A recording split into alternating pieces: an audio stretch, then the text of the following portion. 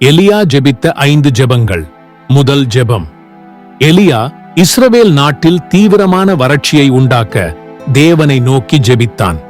அவன் ஜெபித்தபடி 3 வருடங்கள் மழை பெய்யவில்லை. இதனால் மக்கள் உண்மையான தேவனை தேடத் தொடங்கினர். இரண்டாவது ஜெபம். எலியா சாரிபாத்தில் வசித்த ஒரு விதவை வீட்டில் தங்கியிருந்த போது அந்த விதவையின் மகன் இறந்துவிட்டான்.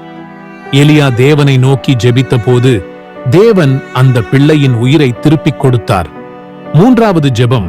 பாகால் தேவனை நம்பியிருக்கிற மக்களுக்கு இயேசுவே உண்மையானவர் என்பதை நிரூபிக்க எலியா கர்மேல் மலையில் தேவனை நோக்கி ஜெபித்தான். தேவன் சுடர் அக்னி அனுப்பி பலியினை எரித்து அவரே உண்மையான தேவன் என்பதை வெளிப்படுத்தினார். நான்காவது ஜெபம். 3 வருடங்களுக்கு பிறகு எலியா தேவனை நோக்கி மழை பெய்ய ஜெபித்தான்.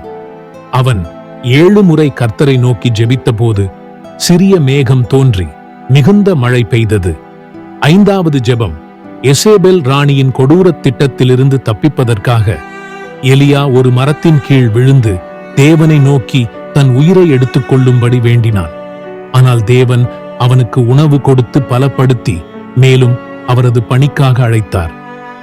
எலியாவின் ஜெபங்கள் நமக்கு காட்டுவது, நம்பிக்கையுடன் ஜெபிக்கும் போது தேவன் பதிலளிக்கிறார்.